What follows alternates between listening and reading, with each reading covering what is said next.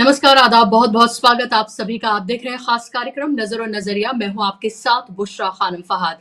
अब vice president को लेकर जंग छिड़ गई है। इंडिया गठबंधन ने बैठक के बाद आज जिस तरह से जस्टिस बी सुदर्शन रेड्डी का नाम वाइस प्रेसिडेंट के लिए उन्होंने नॉमिनेट किया है, उसके बाद ये लड़ाई बेहद कड़ी और दिलचस्प हो गई है। इंडिया गठबंधन ने एक ऐसा वार खेला है जिससे साफ तौर पर लग रहा है कि बीजेपी चित होती हुई नजर आ रही है। आप इसे इस तरह से देखिए कि अगर सीपी राधाकृष्णन की अगर हम बात करते हैं, वो तमिलनाडु से आते हैं। सुदर्शन रेड्डी की बात करते हैं तो वो आंध्रा से आते हैं। दोनों की अगर हम बात करें, दोनों साउथ के राज्यों से आते हैं, तो ये साउथ वर्सेस साउथ होने जा रहा है। ये तेलुगु वर्सेस तमिल होने जा रहा है। अब ऐसे में सवाल ये उठ रहा है कि जो पार्टियां, चाहे वो बीआरएस की बात करें, वाईएसआरपी की बात करें, और खास तौर पर बात करें हम चंद्रबाबू नायडू की, तो क्या वो बड़ा खेल कोई कर सकते हैं? आपको ये नहीं भूलना चाहिए कि चाहे हम बीआरएस की बात करें या फिर हम बात करें चंद्रबाबू नायडू की पार्टी की और उनकी हम बात करें तेलुगु प्राइड, उसके लिए वो लगातार किस तरह से लड़ते रहे हैं, आवाज बुलंद करते रहे हैं। अब यहाँ तो सीधे तौर पर जंग छेड़ दी गई है तेलुगु वर्सेस तमिल की। अब क्या ऐसे में अगर वो उधर जाते हैं, यानी कि जो एनडीए का कैंडिडेट है, अगर उस तरफ चंद्रबाबू नायडू जाते हैं, तो जाहिर सी बात है कि वो अपने घर में ही घिर जाएंगे, क्योंकि जो सुदर्शन रेड्डी हैं वो आंध्र प्रदेश से आते हैं, और अगर उधर वो वोट करते हैं तो, और इधर अगर आते हैं, तो आप समझ लीजिए कि इससे किस तरह की परिस्थितियां जो हैं फिर एनडीए में पैदा हो जाएंगी। इसीलिए मैं यहाँ पर कह रही हूँ कि एक तो बहुत बेहतरीन कैंडिडेट हैं, वो सुप्रीम कोर्ट के जज रहे हैं। उनका जिस तरह से मल्लिकार्जुन खड़गे ने प्रेस कॉन्फ्रेंस करके कहा कि कैसे वो संविधान के लिए, न्याय के लिए, गरीबों के लिए वो हमेशा खड़े रहे हैं, सुदर्शन रेड्डी, और उनका एक लंबा इतिहास रहा है कि कैसे उन्होंने न्यायप्रिय, उन्होंने वर्डिक्ट्स जो हैं वो दिए हैं। वही सीपी राधाकृष्णन की बात करते हैं, वो सीधे तौर पर आरएसएस मैन हैं, झारखंड के वो राज्यपाल रह चुके हैं, इसके अलावा 2 बार कोयम्बटूर से वो चुने जा चुके हैं। और इसमें ये साफ तौर पर दिख रहा है कि जो नरेंद्र मोदी हैं उनकी पोजीशन आप ये देखें कि कैसे कमजोर पड़ती हुई नजर आ रही है, और जो आरएसएस है वो कैसे उसका फिर से जो एक मजबूती उसकी साफ तौर पर जो है वो देखने के लिए मिल रही है। इसीलिए बटरिंग करते हुए नजर आ रहे थे नरेंद्र मोदी। 15 अगस्त की स्पीच में आपने देख लिया था कैसे पहली बार किसी प्रधानमंत्री ने आरएसएस का नाम लिया, और उसके बाद अब आप ये देखिए कि सीपी राधाकृष्णन का नाम आना भी ये साफ तौर पर बता रहा है कि अब आरएसएस जो है वो कहीं ना कहीं कमजोर पड़ते मोदी पर हावी होती हुई नजर आ रही है। इंडिया गठबंधन ने जो नाम दिया है वो बहुत बेहतरीन नाम है। अब देखना ये होगा, और अब ये लग ही रहा है साफ तौर पर कि ये पूरी की पूरी लड़ाई बहुत ही दिलचस्प होने जा रही है। ये मान भी लिया जाए कि एनडीए के जो कैंडिडेट हैं, या बीजेपी का मैं कहूंगी अभी कि जो कैंडिडेट हैं, अगर वो जीत भी लेते हैं किसी भी तरीके से नंबर गेम में या साम दाम दंड भेद करके, लेकिन अगर डिफरेंस बहुत नैरो रह जाता है, अगर एक भी पार्टी जो एनडीए में है वो क्रॉस वोटिंग करके अगर इंडिया में वोट कर देती है, तो आप समझ लीजिए कि मैसेज बिल्कुल क्लियर है कि मोदी जी की कुर्सी किसी भी वक्त जा सकती है। और आपको पता ही है कि सितंबर के महीने में, अगला ही महीना है, वो 75 साल के भी होने जा रहे हैं। और इससे पूरी कहानी को आप समझिए कि नरेंद्र मोदी की जो बेचैनी है, बेकरारी है, आरएसएस की जो बटरिंग कर रहे हैं, किस तरह से वो बैकफुट पर हैं, वो सब आपकी समझ में आ रहा है। उनको ये भी समझ में आ रहा है कि एसआईआर कराने के बाद भी बिहार का पूरा चुनाव जो है उनके हाथ से फिसल गया है। और ये मैं क्यों कह रही हूं, उसकी कुछ तस्वीरें मैं आपको दिखाना चाहूंगी। मैं टीम से कहूंगी कि वो तस्वीरें आप दिखाएं। आपको भी शायद यकीन ना हो कि ये तस्वीरें बिहार की हैं, जहां डबल इंजन की सरकार है, जहां आप ये देखिए कि कांग्रेस का काडर उस तरह से मजबूत नहीं है। ये यात्रा निकाली जा रही है, और इस यात्रा में जिस बड़े पैमाने पर हुजूम देखने के लिए मिल रहा है, ऐसा लग रहा है लोगों का समंदर उमड़ पड़ा है। और ये तब है जब पूरे तरीके से इस यात्रा को ब्लैकआउट किया गया है। आप देखिए, आप कोई भी मेन स्ट्रीम मीडिया का चैनल उठा के देख लीजिए, आपको वहां पर इस यात्रा कहीं कहीं छोटी मोटी खबरों में तो आपको नजर आएगी, लेकिन जिस तरह से जो सपोर्ट मिल रहा है वो, अगर सोचिए, अगर इस यात्रा में अगर 20% सपोर्ट नरेंद्र मोदी को मिला होता तो कैसे जो गुलाम मीडिया है वो दीवाना हो चुका होता।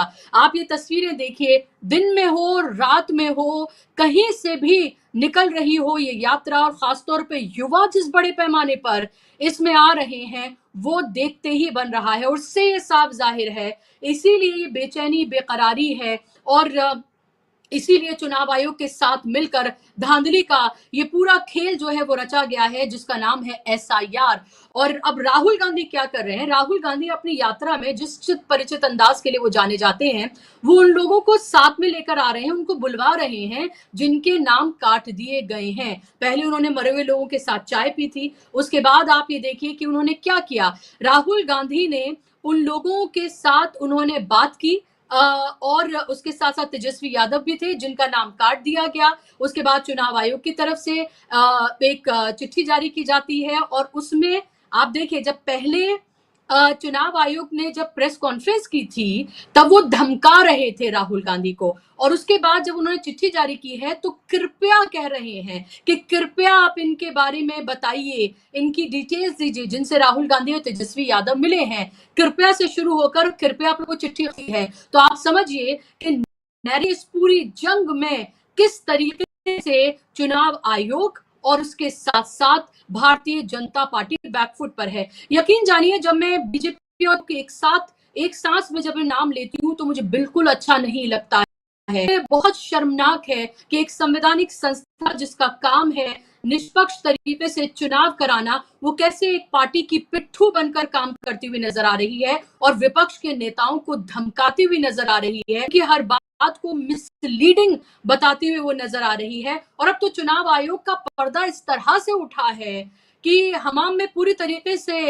नंगे हो चले हैं, क्योंकि अब कोई पर्देदारी बची ही नहीं है, और पूरे सोशल मीडिया पर जिस तरह से उनका माखौल उड़ाया जा रहा है, शायद इतनी छीछालेदर कभी भी चुनाव आयोग की नहीं हुई होगी। ये तस्वीरें जीती जागती जिंदा तस्वीरें हैं जो आपको ये बता रही हैं कि राहुल गांधी की जो यात्रा है, जिन जिन इलाकों से निकल रही है, वहां क्या हो रहा है। खासतौर पर जो सबसे ज्यादा हुजूम देखने के लिए मिला वो था नवादा के इलाके में, जहां पर जो नीतीश कुमार का गढ़ है।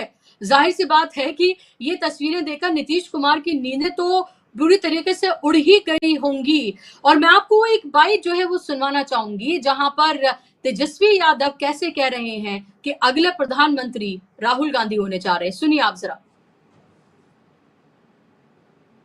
इस बार बिहार में एनडीए को खाट फेंकेंगे, और अगले बार जब भी लोकसभा चुनाव होगा तो राहुल गांधी जी को प्रधानमंत्री हम लोग बनाने का काम करेंगे। तो आपने सुन लिया कि राहुल गांधी को प्रधानमंत्री बनाने का हम काम करेंगे, और उसके बाद शोर जो है वो आपने सुन लिया। इससे पहले मैं अपने मेहमानों के पास जाऊं, एक बाइट है मैं आपको सुनवाना चाहूंगी, जो कि राहुल गांधी ने इस यात्रा के दौरान कैसे उस शख्स से बात की है जिसका वोट काट दिया गया था, और 65 लाख जो मतदाता हैं जिनके नाम काट दिए गए हैं, वो कैसे मतदाता अब जिंदा होकर सामने निकल कर आ रहे हैं। वो ये बता रहे हैं हाथ में अपना कार्ड लेकर के, हम जिंदा हैं, हमारा वोट है, हमने लोकसभा में चुनाव में हमने वोट किया था, आपने कैसे चुनाव आयुक्त हमारा वोट काट दिया, जवाब दीजिए। और अब उनसे जवाब मांगा जा रहा है, सुन लीजिए आप भी। मेरा नाम बताओ, जनता को बताओ आपके साथ क्या हुआ। मेरा नाम वोटर लिस्ट में काट दिया गया है, और मैं अगला लोकसभा में भी वोट दिया हूं और पोलिंग एजेंट रहा हूं। बोलो बोलो बोलो। तो मैं लोकसभा में पोलिंग एजेंट भी था, और मेरा नाम सुबोध कुमार, पिता से स्वर्गीय श्यामली सिंह हुआ। मैं महरत ग्राम का निवासी हूँ, खेती करता हूँ। ऐसे बिहार में लाखों लोग हैं जिन्होंने वोट दिया, वोटर लिस्ट में नाम था और उनका नाम वोटर लिस्ट से काट दिया गया। तो राहुल गांधी बता रहे हैं, राहुल गांधी कल बारिश में भीगते हुए भी राहुल गांधी ने जिस अपने चित परिचित अंदाज में, जिस अग्रेसिव अंदाज में आजकल वो नजर आ रहे हैं, उसी अंदाज में उन्होंने लोगों को मुखातिब किया और वो उनकी वीडियो भी पूरी तरीके से वायरल है। वो वीडियो जब 15 अगस्त के दिन, इंडिपेंडेंस डे के दिन वो राष्ट्रीय गीत गाते हुए वो बारिश में भीग रहे थे, उसने मोदी जी की जो स्पीच थी उस पर उनकी चंद सेकंड की वो वीडियो भारी पड़ी थी। और अब भी आप ये देखिए, बारिश हो, आंधी हो, तूफान हो, वो एक मैसेज ये देना चाहते हैं राहुल गांधी कि मैं किसी भी कीमत पर रुकने वाला नहीं हूं जब तक जो वोटर्स हैं जिनके साथ ये नाइंसाफी हुई है, जो वोट की चोरी हुई है, जो वोट का अधिकार जिनसे छीना गया है, वो उनको वापस नहीं दिला दिया जाता है। और अब आप ये देखिए कि अब तक जितनी बातें राहुल गांधी ने कही हैं वो तमाम बातें सत्य साबित होती हुई नजर आ रही हैं। अब अलग अलग तरीके से मीडिया, जो आईटी सेल के जो मुखिया हैं अमित मालविया, वो अलग अलग तरीके से राहुल गांधी के ऊपर अटैक करते हुए नजर आ रहे हैं, लेकिन उनको भी साफ ये समझ में आ गया है कि नैरेटिव की ये जंग पूरी तरीके से हार गए हैं। अभी लोग सुनना और देखना चाहते हैं राहुल गांधी को। और बिहार की हम बात करें तो तेजस्वी यादव को, क्योंकि तेजस्वी यादव का भी युवाओं में बहुत बड़ा क्रेज है। चलिए आज इसी की हम बात करेंगे, इसी पर हम चर्चा करेंगे। वो बाइट भी मैं आपको सुनाऊंगी। मेरे साथ 3 खास मेहमान जुड़ गए हैं। उमाकांत लखेरा जी हैं, सीनियर जर्नलिस्ट हैं, दशकों का पत्रकारिता का उनका अनुभव है। उमाकांत जी, बहुत स्वागत आपका कार्यक्रम में। मेरे साथ ओमकारेश्वर पांडे जी हैं, सीनियर जर्नलिस्ट हैं, आपका भी दशकों का पत्रकारिता का अनुभव है, बेबाकी से अपनी बातों को रखते हैं। मेरे साथ डॉक्टर उत्कर्ष सिन्हा जी हैं, वो भी बहुत सीनियर जर्नलिस्ट हैं और उनका भी दशकों का पत्रकारिता का अनुभव है, बेबाकी से अपनी बातों को रखते हैं। तीनों मेहमानों का बहुत बहुत स्वागत, इस्तकबाल। शुरुआत में उमाकांत जी आपसे कर रही हूँ, फिर उत्कर्ष जी आपके पास में आऊंगी। उमाकांत जी, सबसे पहले मैं आपसे जानना चाहती हूँ कि ये जो अभी वाइस प्रेसिडेंट को लेकर ये जो जंग शुरू हुई और इस जंग में जो तुर्क का इक्का इंडिया गठबंधन लेकर आया है, क्या उसने वाईएसआरपी, बीआरएस और खास तौर पर चंद्रबाबू नायडू को क्या पूरी तरीके से फंसा दिया है? क्योंकि ये साउथ वर्सेस साउथ है, तेलुगु वर्सेस तमिल है, और अगर आप तेलुगु अस्मिता की बात करते हैं तो आप कैसे फिर आरएसएस मैन को आप उधर सपोर्ट करेंगे? वो तो तमिलियन है। नहीं, आपका सवाल बहुत जायज है। आज की जो परिस्थिति है, एक देश जो है बहुत विकट हालात में है, विकट परिस्थितियों में है और 2 बड़ी चीजें हो रही हैं इस समय। बिहार में राहुल गांधी की पदयात्रा हो रही है और उसको जबरदस्त समर्थन मिल रहा है, जिससे पटना से लेकर के, बिहार से लेकर के दिल्ली तक मोदी सरकार की जो चूल्हे हिली हुई हैं और इस हिली हुई चूल्हों के बीच में ये इलेक्शन होगा, 9 सितंबर को होगा। ये इलेक्शन जो है, जो लोकसभा और राज्यसभा के जो मेंबर ऑफ पार्लियामेंट है इंडिया गठबंधन के या एनडीए गठबंधन के, जो जिसको भारतीय जनता पार्टी और मोदी लीड कर रहे हैं, मुझे ऐसा लग रहा है कि जो मैं कैलकुलेशन की, मैंने सारे नंबर गेम की और नंबर गेम के हिसाब से अगर पॉलिटिकल इलेक्शन होता है तो एनडीए का बढ़त है। ये 2022 की तरह नहीं होने वाला। ये कह सकते हैं कि एक तरफा इलेक्शन नहीं होगा, ये एक टक्कर होगी। मुझे नहीं लगता कि कांटे की टक्कर होगी, इसलिए कि जो प्लेयर है, जगनमोहन रेड्डी के बारे में कहा जा रहा था कि जगनमोहन रेड्डी हो सकता है कि पीछे। मैं आज खड़गे साहब के यहाँ प्रेस कॉन्फ्रेंस में मौजूद था और मैंने शुरुआत में देखा, फिर मैंने हैदराबाद कंफर्म किया तो उन्होंने कहा नहीं, जगनमोहन रेड्डी तो सपोर्ट का ऐलान कर चुके हैं, तो कोई चांस नहीं है। उनके 4-5 एमपी है राज्यसभा में, तो वो एक माना जा रहा था कि वो कुछ करेंगे, लेकिन कुछ कर नहीं सकते, वो करने की स्थिति में नहीं है, क्योंकि वो जगनमोहन रेड्डी कई तरह के मुकदमों में ईडी के शिकंजे में है, इनकम टैक्स के शिकंजे में, बहुत उन पे मुकदमे चल रहे हैं और उन मुकदमों की उनकी अभी प्रायोरिटी है कि किसी तरह भारतीय जनता पार्टी को खुश करके या उसके इशारे पर काम करके वो अपने मुकदमों को खत्म करवाए। और इधर से चंद्रबाबू नायडू तो गोद में ही बैठे हुए हैं, तो वो भी ऊपर भी मुकदमे हैं, वो भी जेल में हो गया है। जगनमोहन रेड्डी की सरकार ने उनको जेल में डाला और बीजेपी की कृपा से वो जेल गए थे, कोई अपने आप नहीं गए थे वो। कोई सत्याग्रह करने जेल नहीं गए थे, वो बीजेपी ने जगनमोहन रेड्डी से बातचीत करके उनको जेल में डाला। तो ये जो परिस्थिति है वो परिस्थिति बड़ी रोचक है, लेकिन नंबर गेम के हिसाब से मैं आपके पाठकों को बताना चाहता हूँ, आपके दर्शकों को सॉरी, कि ये नंबर गेम की लड़ाई होती है। आप कितने भी योग्य है, सुधाकर सुदर्शन जी बहुत योग्य जूरिस्ट है, वो ह्यूमन राइट की केसेस लड़ते हैं आजकल। तो वो उनके कॉमन जो फ्रेंड्स हैं उनसे मेरी बातचीत हुई दोपहर में, तो उनका ये कहना है कि बहुत ही जेंटल पर्सन है और बहुत क्लियर है, बिल्कुल सेकुलर माइंड के जूरिस्ट है वो। लेकिन एक बात मैं कह सकता हूं कि ये जो राहुल गांधी ने फैसला किया या शरद पवार, जो भी लोग इसके पीछे थे, इस मूव के पीछे जो भी लोग थे, उन्होंने बहुत इंटेलिजेंटली कार्ड खेला। और ये पहले ये भी चल रहा था कि वो डीएमके नेता स्टालिन के कहने पर कोई दे देंगे, लेकिन उन्होंने दूर का कार्ड खेला और चंद्रबाबू नायडू के खेमे में थोड़ी बहुत खलबली मचाई है। पूरी खलबली नहीं है, ये पूरी खलबली नहीं है, थोड़ी बहुत खलबली है, ऐसा मैं मानता हूँ। लेकिन अगर एक ही पार्टी जो एनडीए में है, अगर वो सीक्रेटली क्रॉस वोटिंग कर देती है, तो क्या ये नहीं दर्शाएगा कि नरेंद्र मोदी कमजोर हो चुके हैं? क्या सीपी राधाकृष्णन को कैंडिडेट बनाकर क्या ये नहीं दिखाया जा रहा कि आरएसएस का प्रभुत्व जो है वो वापस आ गया है और मोदी कमजोर हो रहे हैं, और अब आरएसएस की फिर से जो है उसी तरीके से मजबूती और पकड़ जो है वो बढ़ रही है? क्या ये तमाम चीजें ये नहीं दिखा रही हैं? और अगर एक भी पार्टी एनडीए की क्रॉस वोटिंग कर दे, तो क्या ये सिद्ध नहीं हो जाएगा कि वो डर, वो खौफ जो था वो तो निकल रहा है? और वो क्यों निकल रहा है? क्योंकि मोदी कमजोर हो रहे हैं।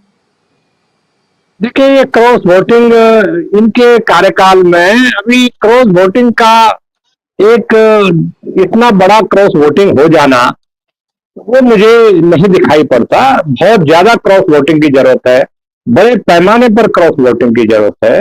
और अगर इतना ज्यादा क्रॉस वोटिंग की उम्मीद मुझे तो नहीं लगती, क्योंकि देखिए अभी चंद्रबाबू नायडू प्रेशर में है कि इसी बहाने कुछ उनके हाथ में लग जाए, कुछ उनको मिल जाए। और उनको मिलने से क्या होगा कि वो जो पैसा सेंटर से वसूल कर रहे हैं, और कुछ तो वो वसूल कर चुके हैं लड़ी, लेकिन उनको लगता है कि कुछ दिन और रहना इनके साथ जरूरी है। देखिए, फाइनल फैसला चंद्रबाबू नायडू अभी नहीं लेंगे, वो बिहार चुनाव के बाद वो फाइनल फैसला लेंगे। और क्योंकि संख्या जो आपने क्रॉस वोटिंग की बात की, मैं भी इस बात को मानता हूं कि अभी जो कॉन्स्टिट्यूशन क्लब का जो इलेक्शन हुआ उसमें बीजेपी के भीतर ही जो मोदी और अमित शाह की लॉबी ने जो कहा अपने पार्टी के एमपीज को कि आप जो है इनको वोट दीजिए, अपने कैंडिडेट को, पार्टी के कैंडिडेट जो ऑफिशियल कैंडिडेट थे उसको नहीं दिया, इन दूसरे को दे दिया। तो सवाल यह है कि वहां जो एक मोटा मोटा तौर पर माना जा रहा है कि क्रॉस वोटिंग माने हो सकती है, क्योंकि इसमें कोई व्हिप जारी नहीं होता है। तो व्हिप जारी नहीं होता तो लेकिन कुछ ना कुछ तो होगा ना, कुछ होगा। जो नाराज लोग हैं, और मुझे किसी ने ये बताया कि अभी हालत ये है कि जो राज्यसभा के एमपी, ये हालत होने वाली है खासतौर पर साउथ इंडिया में, खासतौर पर आंध्रा, तेलंगाना, तमिलनाडु के राज्यों में, कि जैसे वो राज्यसभा के लिए खरीद फरोख्त होती है विधायकों की, तो वैसे खरीद फरोख्त बड़े पैमाने पर वहां हो सकती है।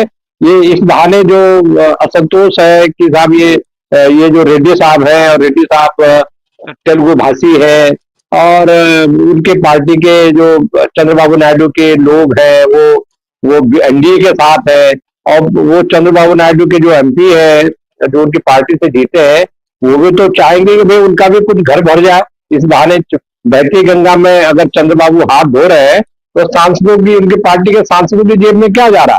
तो ऐसा मुझे जानकारी मिली कि हंसी मजाक की जानकारी मिली कि बड़े पैमाने पर ये उम्मीद लगाए बैठे हैं कई एमपीज की इसमें कुछ पैसा वैसा बना ले। तो वो कैसे आएगा कैसे नहीं आएगा, लेकिन आपको मैं बता रहा हूं कि ये खरीद फरोख्त की जानकारी कुछ दिन बाद जरूर आएगी, क्योंकि जहां से मेरी बातचीत होती है वो सारी चीजों पर नजर रखते हैं। तो ये भी उम्मीद करेंगे कि कैश में, काइंड में, तो इस तरह की खरीद फरोख्त का भी होगा, ऐसा मुझे लगता है।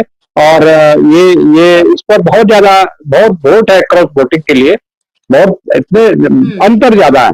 पिछले 2022 वाला अंतर नहीं है, तब तो एक तरफा इलेक्शन था। ये है कि ये एक तरफा इलेक्शन नहीं है, एक रोचक लड़ाई होगी, और राजनीति में रोचक लड़ाई होती है तो जनमानस को, जनता को मैं और लोगों को बहुत अच्छा उसका एक देखने को मनोरंजन ही होता है कुछ दिन। लेकिन बिहार में भारी पड़ने जा रहा है जी, बिहार भारी पड़ने जा रहा है। बिहार में जो राहुल गांधी की पदयात्रा है, उसमें जो ये जो जश्न मनाने की चेष्टा हो रही है, ये उपराष्ट्रपति चुनाव की, ये इसको उन्होंने बहुत नीचे तक, जमीनी स्तर तक, यानी जमीन के नीचे तक राहुल गांधी ने वहां बिहार को हिला दिया है और उनकी गद्दी हिला दी है। इतना मैं आपको साफ साफ कह सकता हूँ जी। धन्यवाद। ठीक है, बिहार पे मैं लौट रही हूँ और आपके पास मैं लौट रही हूँ अगले सवाल के साथ। उमाकांत जी, डॉक्टर उत्कर्ष को मैं शामिल करना चाहूंगी। उत्कर्ष जी, आप कैसे देख रहे हैं इस चुनाव को? कितना इंटरेस्टिंग आपको लग रहा है कि ये आने वाला वाइस प्रेसिडेंट का चुनाव होगा? और साथ साथ मैं चाहूंगी, बिहार से जिस तरह की तस्वीरें आ रही हैं, जो यात्रा है, शायद उस यात्रा को इस तरह से बीजेपी नहीं देख रही होगी। उन्हें लग रहा होगा कि ठीक है, राहुल गांधी यात्रा कर रहे हैं, उनको ये नहीं पता होगा कि लोगों का समंदर जो है वो सड़कों पर उमड़ पड़ेगा, और खासतौर पे युवा।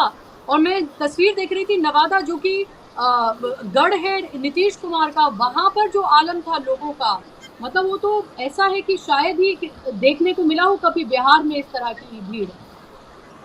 देखिए, दो बातें हैं बुशरा जी। एक तो वाइस प्रेसिडेंट के चुनाव वाली बात, तो उमाकांत सर ने बिल्कुल सही बात कही, और इनके पास निश्चित तौर पर जानकारियां हैं, और वो होती हैं हमेशा, अच्छी जानकारियां, पुख्ता जानकारियां होती हैं, तो उसमें बहुत कुछ नहीं जोड़ना। लेकिन हाँ, एक चीज़ है, पिछले उपराष्ट्रपति चुनाव और इस उपराष्ट्रपति चुनाव के बीच में विपक्ष की ताकत, विपक्ष के तेवर, दोनों के बीच में बड़ा फर्क आ गया है। इसलिए ये चुनाव, नंबर गेम तो ठीक बात है कि वो एनडीए के साथ है और वो एनडीए उसमें लीड कर रही है, और दूसरा ये कि तंत्र भी उनके साथ है, उनकी स्टाइल भी उनके साथ है, तो वो जैसे भी होगा। लेकिन ये जो कैंपेनिंग होगी ना इसकी, ये कैंपेनिंग परसेप्शन बिल्ड करने के लिए होगी, और परसेप्शन बिल्ड करने से ही बिहार को आप जोड़िए।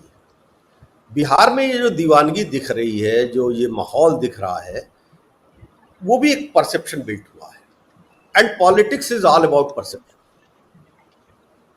मनमोहन सिंह की यूपीए की सरकार के खिलाफ एक परसेप्शन ही तो था। जितने आरोप लगे थे उस सरकार के ऊपर, बाद में तो कोई साबित नहीं हुए, लेकिन वो एक परसेप्शन था पब्लिक के मन में करप्शन को लेके, तो वो उसका नतीजा निकला। अब ये परसेप्शन उलट गया है, बिहार इसकी गवाही दे रहा है। अब वाइस प्रेसिडेंट के चुनाव के भीतर मुझे सिर्फ एक चीज देखनी है, जिसका जिक्र आप कर रहे थे। ये ठीक है, तमिल प्राइड और तेलुगु प्राइड अपनी जगह पे है, भाई एक ही आदमी होगा किसी न किसी, लेकिन जो कार्ड प्ले किया था बीजेपी ने कि स्टालिन को फंसाना है, तो अगर वो प्रोपेगेंडा है कि स्टालिन को फंसाना है, तो अब ये प्रोपेगेंडा भी है, काउंटर है कि चंद्रबाबू को फंसाना है। फंसता कोई नहीं है, सबके अपने लॉन्ग टर्म पॉलिटिक्स है। चंद्रबाबू बार्गेनर बहुत अच्छे हैं, वो ऐसी हर क्राइसिस के टाइम में वो एक न एक पैकेज अपने लिए ले लेते हैं, इसमें भी कोई दो राय नहीं है।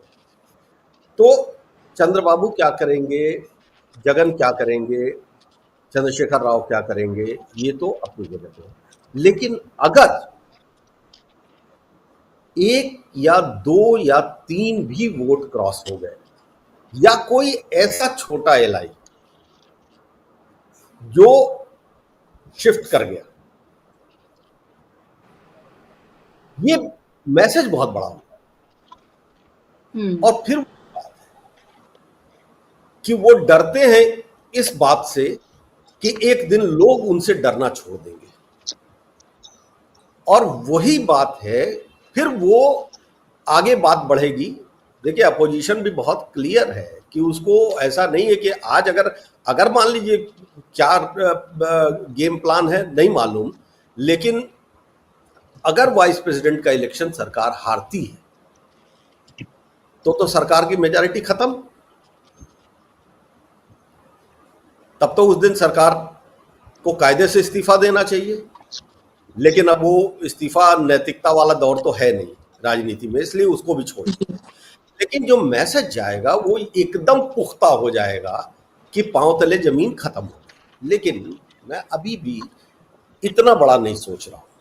मैं सिर्फ ये देखना चाहता हूं कि अब जब नाम तय हो गए हैं तो कैंपेनिंग के बीच में क्या मुद्दे आते हैं, क्या किस तरह से बात जाती है, क्या ये सिर्फ एक नाम है जो for the sake of a candidature बना है, या वाकई इसके पीछे एक प्लान्ड मेहनत होने वाली है।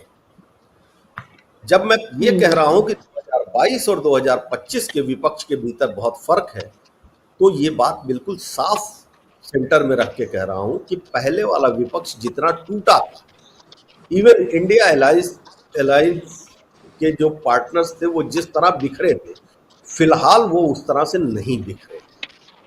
और आपको याद होगा जगनमोहन रेड्डी ने अभी एक प्रेस कॉन्फ्रेंस की थी और उन्होंने ये कहा था कि राहुल गांधी और चंद्रबाबू नायडू की हॉटलाइन पर बातचीत हुई है, उनकी आपस में कुछ खिचड़ी पकड़े, ये उन्होंने बाकायदा तौर पर प्रेस कॉन्फ्रेंस करके कहा था। क्या आपको लग रहा है चंद्रबाबू नायडू अंदर खाने कोई गेम कर रहे हैं? ये कई बार मैसेज भी आ रहा है और चंद्रबाबू को बहुत क्लियर पता है। चंद्रबाबू को ये भी बात पता है कि अगर उन्होंने सपोर्ट खींचा और ये माहौल बना तो ये सरकार चली जाएगी। और जितने लोग भी इस ट्रैप में फंसे, ट्रैप के जरिए ही चल रहा है। अगर वो ट्रैप टूटने की गुंजाइश 51% भी बनती है तो वो ट्रैप टूट जाना है, ये तय जानिए, क्योंकि कोई कंफर्टेबल तो है नहीं, चाहे चंद्रबाबू हो और चाहे जगन हो और चाहे अजीत पवार हो, कोई कंफर्टेबल तो है नहीं। तो चीजों को बदलने में टाइम नहीं लगेगा, लेकिन वो 50+1% का कॉन्फिडेंस आना जरूरी है। और वो अगर आ गया तो फिर कहानी बदलेगी। अगर वो नहीं आ पाया तो फिर आप बिल्कुल सीधा जान लीजिए कि एनडीए का कैंडिडेट आने वाला है, नया उपराष्ट्रपति वही बनने वाला है। अब रहा सवाल बिहार का। बिहार में हमें आपको कुछ कहना है। बिहार की सड़कें बता रही हैं, और ये वो जो भीड़ है, देखिए बिहार और यूपी, मैं यूपी का हूं लेकिन मैं ये हमेशा कहता हूं कि बिहार का जो पॉलिटिकल टेम्परामेंट है, जो बिहार का एक एग्रेशन है, पॉलिटिकल एग्रेशन, ये अनमैच्ड है, पूरे हिंदुस्तान में अनमैच्ड है। हम भारतीय लोकतंत्र के इतिहास में 77 भी हमने देखा था, वही गांधी मैदान था जहां से 75 में वो संपूर्ण क्रांति निकली। तो बिहार बर्दाश्त नहीं करता है, और बिहार अगर सड़क पे आता है तो वो तमाशा देखने नहीं आता है, वो तमाशे का हिस्सा होता है, वो उस तमाशे को ओन करता है, तब वो सड़क पे आता है। यूपी में तो हमारे यहाँ मेला देखने की परंपरा है, प्रियंका गांधी की रैलियों में बड़ी भीड़ देखी थी, लेकिन वो वोट कुछ नहीं मिला उनको। लेकिन बिहार ऐसा नहीं करता, और वो सड़क पे दिख रहा है। इसलिए बिहार अपने आप को बोल रहा है, और वो जो आवाज है वो असर करने वाली आवाज है। जी बिल्कुल, वो असर करने वाली आवाज है, वो साफ तौर पर दिख रही है। और वो कह रहे हैं कि इसीलिए हम कह रहे हैं कि जिंदा तस्वीरें हैं जो खुद बोलकर बता रही हैं कि बदलाव जो है वो पूरे बिहार में देखने के लिए मिल रहा है। उत्कर्ष जी को जाना था तो वो चले गए हैं, उमाकांत जी के पास मैं लौट रही हूँ, और थोड़ा सा वक्त और दीजिए ओंकारेश्वर जी, फिर मुझे आप ही के साथ कंटिन्यू करना है। उमाकांत जी, बिहार के हवाले से ओंकारेश्वर जी से पूछ लीजिए, मैं 5 मिनट और दे रहा हूँ आपको। ठीक है, ऑल राइट, थैंक यू। तो ओंकारेश्वर जी, सवाल मेरा, मैं बिहार पे लौटना चाह रही हूँ, क्योंकि बिहार बहुत क्रूशल, बहुत क्रिटिकल हो गया है, क्योंकि बिहार ये बताने जा रहा है कि आने वाले वक्त में क्या होने जा रहा है केंद्र की सत्ता में भी। मोदी जी बने रहेंगे, नहीं बने रहेंगे, ये बिहार अब तय करेगा। और बिहार से आती तस्वीरें क्या ये बता रही हैं, क्या रिजल्ट से पहले रिजल्ट दे रही हैं ये तस्वीरें? क्या ये बता रही है कि SIR आपने किया, आपने सब कुछ वहां करने की कोशिश की, आपने सारी हेडलाइंस मैनेजमेंट करने की कोशिश की कि कैसे ये हेडलाइन ना बन पाए कि राहुल गांधी और तेजस्वी यादव की यात्रा में और लेफ्ट पार्टीज भी उसमें शामिल हैं कि उनकी उस यात्रा में हजारों की तादाद में, लाखों की तादाद में हुजूम उमड़ रहा है। आपने तमाम कोशिशें की, लेकिन वो बेअसर ही साबित हो रही हैं। देखिए, देखना ये चाहिए कि ये यात्रा हो क्यों रही है और इतना ज्यादा जनसमर्थन क्यों उमड़ रहा है। अब इसके बैकड्रॉप में आए, पिछले कुछ महीनों में देश में इतनी बड़ी बड़ी घटनाएं हुई हैं, ऐसे बड़े बड़े बड़ी बातें हुई हैं जिससे पूरा देश जो है वो हतप्रभ है, दंग है, परेशान है, चिंता में है, और वो एकदम उसके भ्रम टूटने की स्थिति है। शुरुआत आप ऑपरेशन सिंदूर से कीजिए। पहले तो पहलगाम नहीं होना चाहिए था, पहलगाम हुआ, इतना बड़ा आतंकी हमला हुआ और हमारे पास इंटेलिजेंस नहीं है, हम उसका जवाब नहीं दे पाए। बाद में हमने कहा कि महादेव ऑपरेशन करके हमने 2-3 लोगों को मार डाला, लेकिन इनके ट्रेसेस कब आए, कैसे आए, क्या हुआ, इसकी पूरी जानकारी आज तक नहीं मिल पाई। ऑपरेशन सिंदूर हुआ तो उसको लेके बेहद गंभीर सवाल उठे। एक तो ऑपरेशन सिंदूर जब पीक पे था, जब दोनों तरफ से वो युद्ध हो रहा था और वार हो रहे थे, तो अचानक युद्ध विराम हो गया।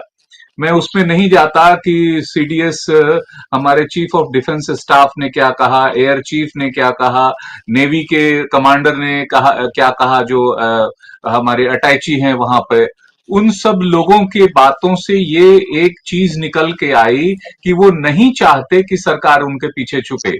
आप ये मत कहिए राष्ट्रभक्ति, देशभक्ति, राष्ट्रद्रोह, देशद्रोह, क्योंकि जब सीडीएस खुद ही बोल रहे हैं, सवाल था उनसे कितने विमान गिरे, तो अगर कितने गिरे ये जरूरी नहीं है, क्यों गिरे ये जरूरी है, और फिर एक्सप्लेन किया है पूरा।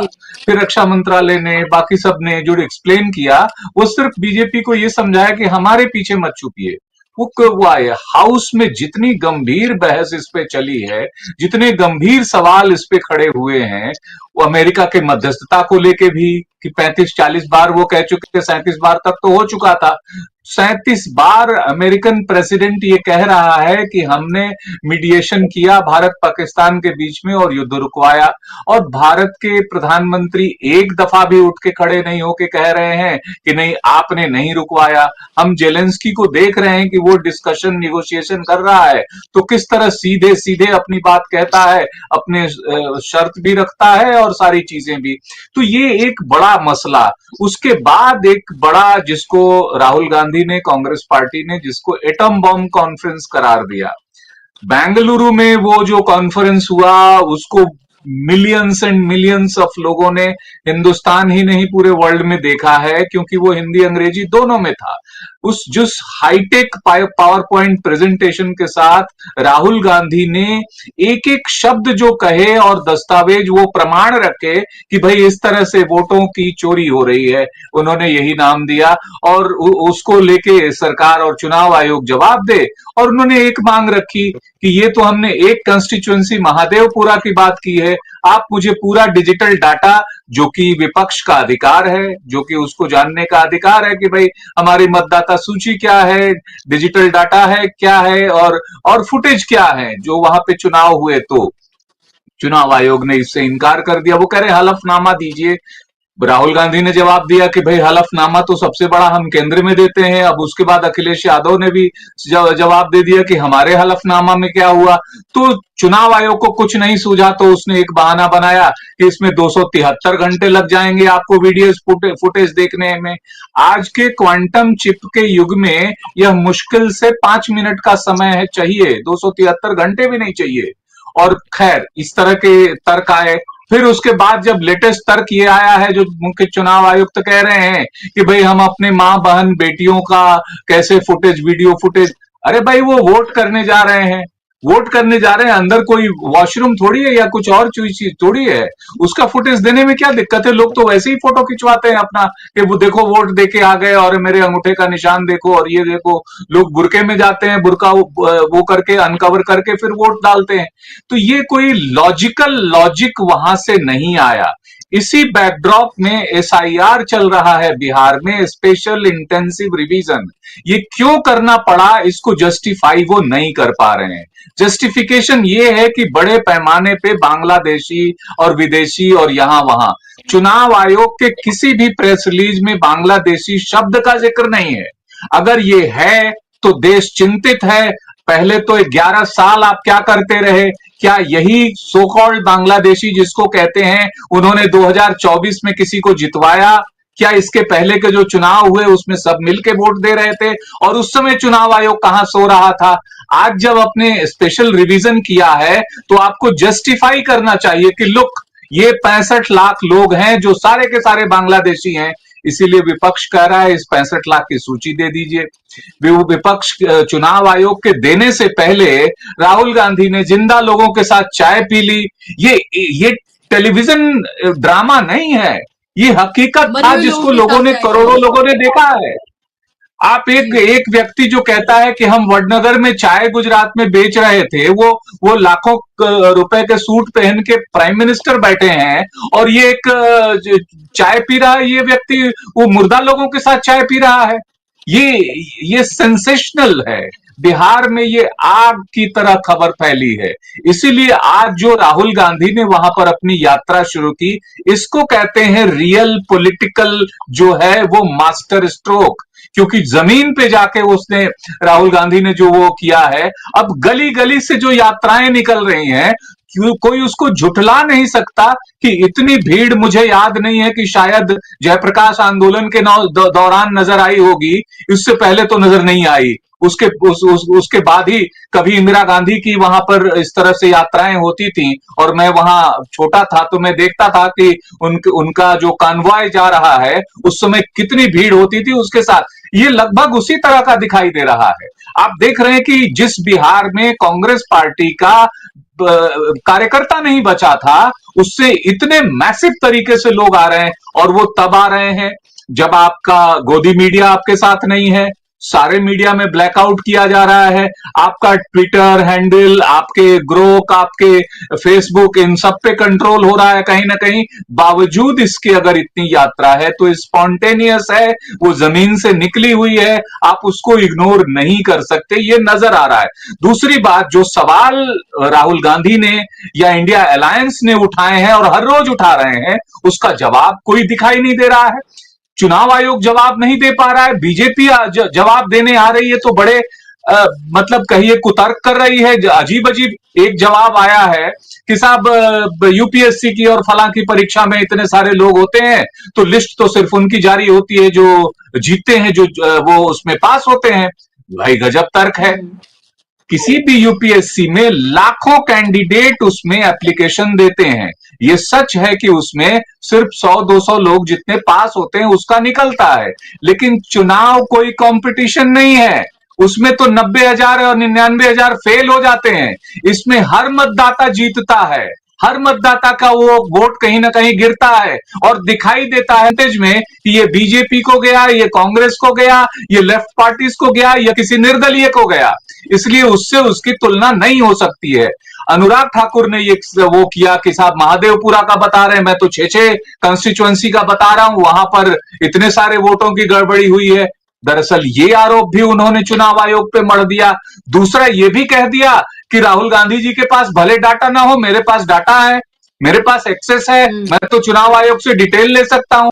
तो चुनाव आयोग बेसिकली एक्सपोज हो गया है।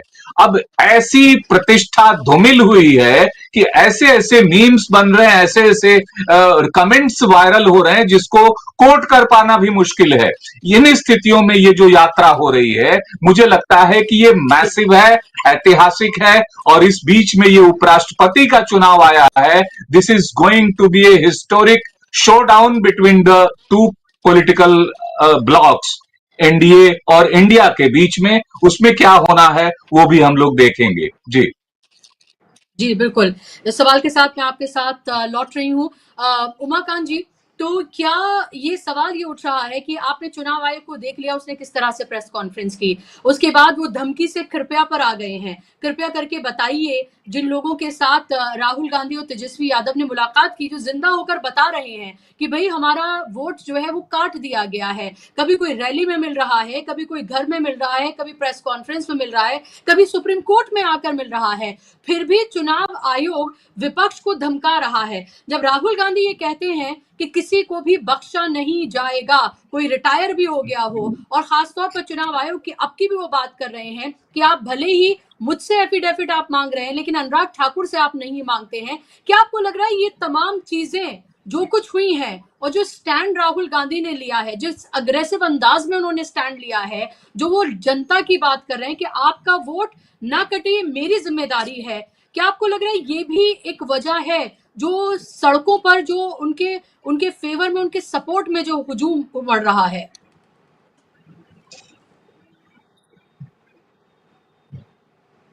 उमाकांत जी,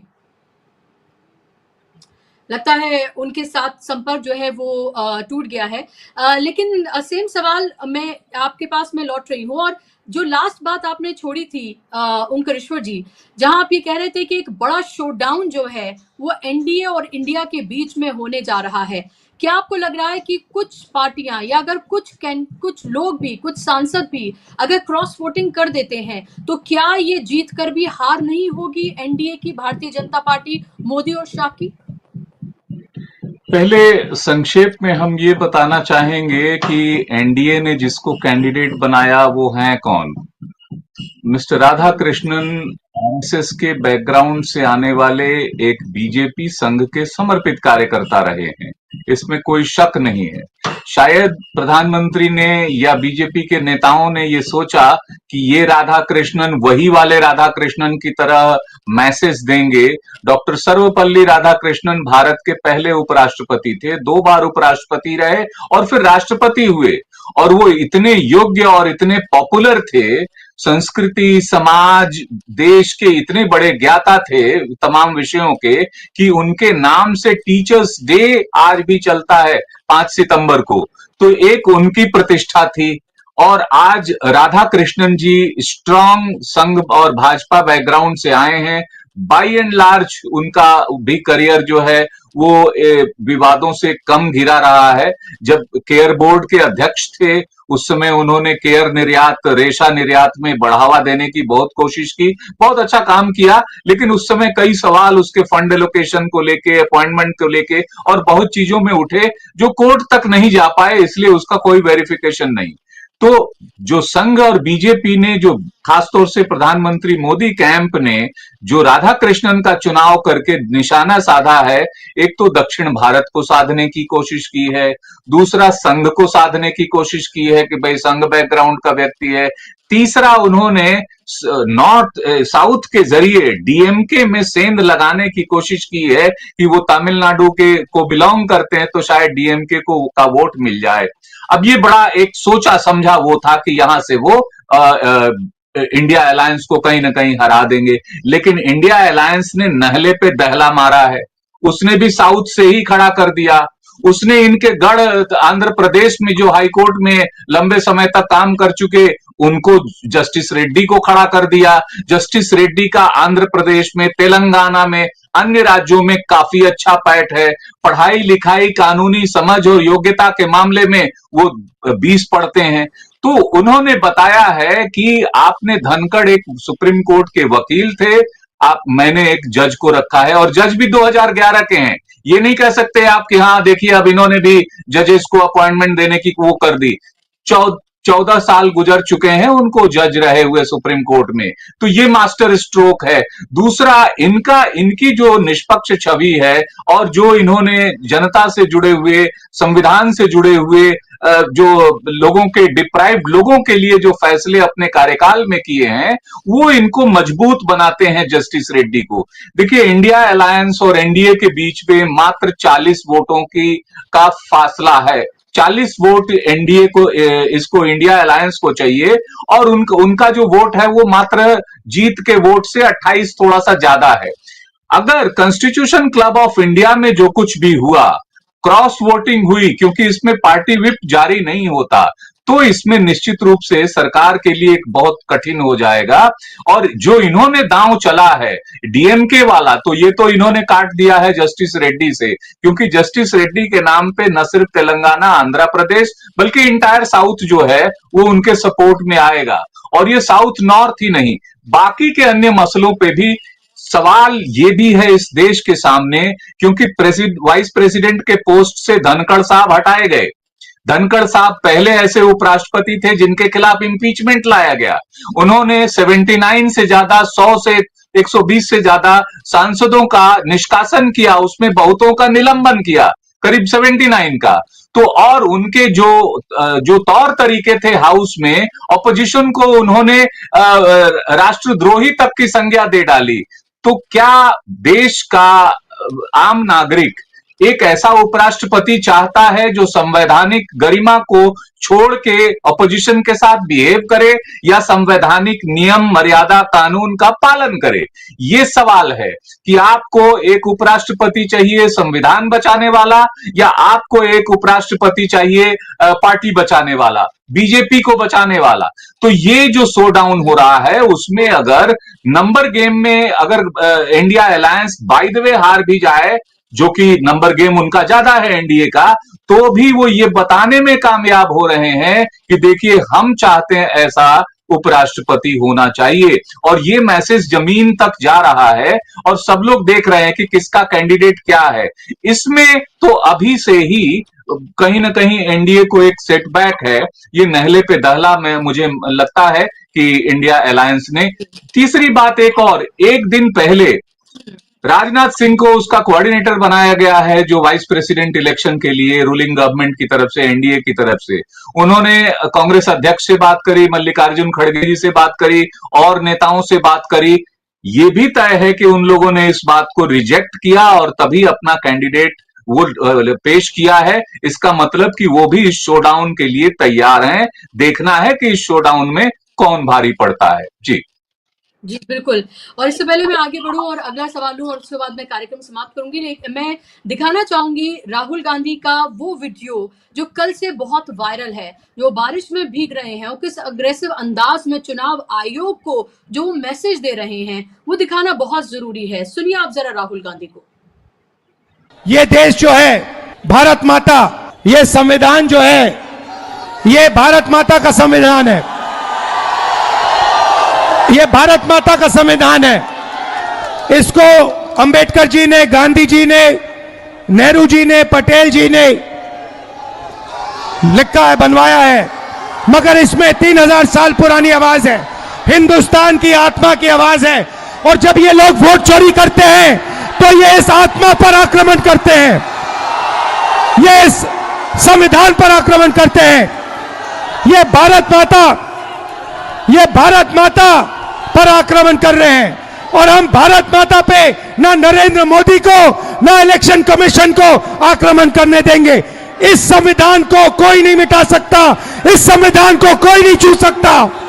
और इलेक्शन कमिश्नर, आप अच्छी तरह समझ लो, अगर आपने अपना काम नहीं किया तो आप पर सख्त कार्रवाई होने जा रही है। तो आपने सुन लिया कि राहुल गांधी ने जो कहा है, किस अंदाज में। लास्ट कमेंट संक्षेप में ओंकारेश्वर जी, भारत माता की बात कर रहे हैं, संविधान की बात कर रहे हैं, जज्बात भी हैं, तथ्य भी हैं, और एक तरह का एक मैसेज भी है चुनाव आयोग को, क्योंकि जिनके वोट कटे हैं वो कौन लोग हैं? वो जाहिर सी बात है गरीब हैं, वो दलित हैं, आदिवासी हैं, मुसलमान हैं, पिछड़े हैं और गरीब गुरबा हैं। तो उनके लिए तो उनकी ताकत संविधान है, ये भारत उनको जो देता है, और ये मैसेज सीधे तौर पर राहुल गांधी दे रहे हैं। ये हिस्टोरिक है, अनप्रेसिडेंटेड है, ऐसा हमने कभी देखा नहीं। इस तरह से मैसिव इस विषय पे मुझे लगता है कि बिहार की ही जनता नहीं, देश की जनता में उत्कंठा है कि क्या होने जा रहा है बिहार में।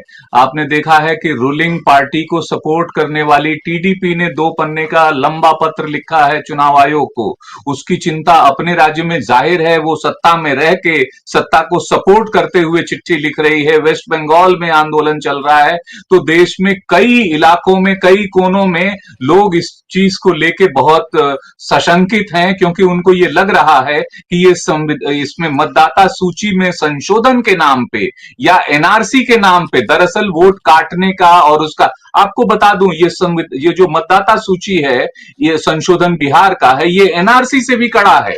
इसके प्रावधान जो हैं वो इतने कड़े हैं कि अगर 1955 के एक्ट के तहत आप नागरिक हैं तो भी आपको जो एसआईआर है उसके तहत आपको नागरिकता से वंचित किया जा सकता है और आपको नए सिरे से दस्तावेज देने पड़ सकते हैं। इस बात को लेकर बिहार में बहुत खलबली है, मैसिव खलबली है, लोग चिंतित हैं और ये बीजेपी के लिए बहुत ज्यादा उल्टा पड़ने जा रहा है। चाहे वो जो कुछ भी करना चाहते हैं वो कर लें, लेकिन जनता मुझे लगता है कि जग गई है। ये मुद्दा उनको इस समय उठाना नहीं चाहिए था इस तरह से। क्यों कोई और मुद्दा उठता तो जाति की बात, हिंदू मुसलमान की बात, हिंदुस्तान पाकिस्तान की बात, राष्ट्रवाद की बात, कुछ और बात आती, लेकिन राहुल गांधी ने ये जो मुद्दा उठाया है वो बीजेपी के उस कोर पे ऐसा हमला है जिसका जो जवाब देने में नाकामयाब साबित हो रहे हैं। जी जी बिल्कुल, हर तरह की कोशिशें की जा रही हैं। आप देखिए संडे के दिन जिस दिन ये यात्रा शुरू हो रही थी, क्या-क्या नहीं किया गया। चुनाव आयोग से प्रेस कॉन्फ्रेंस की कराई गई, वाइस प्रेसिडेंट का नाम घोषित किया गया, प्रधानमंत्री उद्घाटन करने के लिए पहुंच गए, यानी कि सब कुछ किया गया ताकि इस यात्रा के बारे में बात ना हो। टीवी चैनल्स पर राहुल गांधी उनकी यात्रा की तस्वीरें कहीं नजर ना आ जाएं, वो सब कोशिश की गई, लेकिन वो चीख की तस्वीरें खुद ही जो है वो बयां कर रही हैं। और भले ही मीडिया और सोशल मीडिया पर इस पे ब्लैकआउट करने की कोशिश की जा रही हो, लेकिन इतनी ताकत से लोग इसको आगे बढ़ा रहे हैं, सपोर्ट कर रहे हैं कि इसको रोक पाना मुश्किल है। यही वजह है कि हालत खराब जो बुशरा है जी, बीजेपी की नजर आ रही है। बुशरा जी, जी बिहार जी का मजदूर जब अपने घर से निकलता है, अपने अंगोछे में सतुआ और चना बांध के निकलता है, तो उसके पास बड़ी मुश्किल से एक आधार कार्ड होता है जिसके जरिए वो पूरे देश के किसी इलाके में जाता है, मजदूरी करता है, नौकरी करता है। कोविड के समय आपने लाखों बिहारियों को सड़कों पे देखा है, दिल्ली में, मुंबई में, कलकत्ता में, साउथ में, हर जगह देखा है आपने। उन बिहारियों के आधार कार्ड का हक भी आप छीन रहे थे, उनकी पहचान भी आप, सिर्फ मतदान की बात नहीं है, उससे तो उनका रोजी रोजगार से लेकर तमाम चीजों पे प्रश्न खड़े हो रहे हैं। इसलिए एक एक गरीब, दलित, मुसलमान, पीड़ित सभी जो है वो बुरी तरह से हिले हुए हैं और सरकार ये जवाब नहीं दे पा रही है कि आप उनके दस्तावेज उपलब्ध कराने के लिए तो ऐसा कोई प्रयास नहीं करते, मैं सिर्फ उनके दस्तावेज छीनने के लिए, मांगने के लिए, मतदान का अधिकार छीनने के लिए आप ऐसा मैसिव प्रयास कर रहे हैं। इसलिए ये जो आंदोलन है ये मैं सामान्य आंदोलन नहीं मानता, ये एक ऐतिहासिक आंदोलन है, इसका कोई ना कोई ऐतिहासिक ही फैसला आएगा। जी जी बिल्कुल, ऐतिहासिक ही फैसला आएगा और इसका इंतजार बिहार की जनता ही नहीं पूरा देश कर रहा है। बहुत बहुत शुक्रिया ओंकारेश्वर जी, समय देने के लिए, जुड़ने के लिए बहुत शुक्रिया, धन्यवाद और शुक्रिया आप तमाम दर्शकों का भी इस कार्यक्रम का हिस्सा बनने के लिए। मुझे दीजिए इजाजत, नमस्कार।